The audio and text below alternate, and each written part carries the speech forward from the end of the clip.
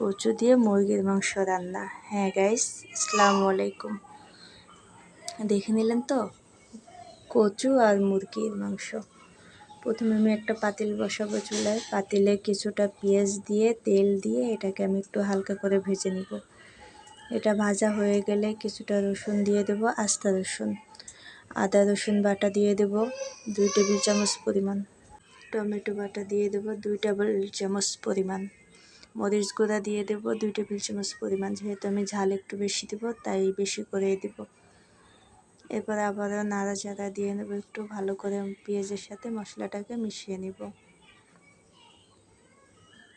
তারপর হলুদ গুঁড়া দিয়ে দেব 1 টেবিল চামচ পরিমাণ। মাংসের মশলা দিয়ে দেব 1 টেবিল চামচ পরিমাণ। দিয়ে এটাকে আবারও নাড়াচাড়া দিয়ে যখন মশলা থেকে তেল বের হয়ে আসবে তখন আমি মাংসগুলো দিয়ে দিব।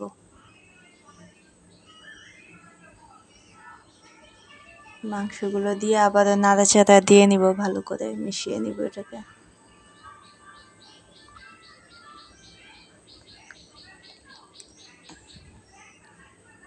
এরপরে মেন উপকরণ কচুগুলো দিয়ে আবারও নাড়াচাড়া দিয়ে নিব।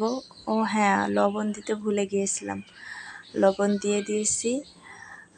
ধনিয়া গুঁড়া দিব 1 টেবিল চামচ পরিমাণ, জিরা গুঁড়া দিব 1 টেবিল চামচ পরিমাণ। এরপরে আবারও নাড়াচাড়া দিয়ে যখন আপনার পানিটা একটু শুকিয়ে আসবে, দেখেন তেল ছেড়ে দিছে। এরপরে আমি ঝোলের পানি দিয়ে এটাকে নাড়াচাড়া দিয়ে ব্যাস।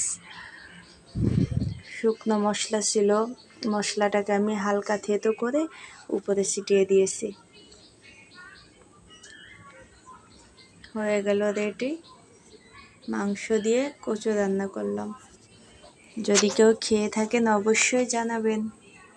আর আমার চ্যানেলে নতুন আসলে প্লিজ সাবস্ক্রাইব করে দিন সবাই।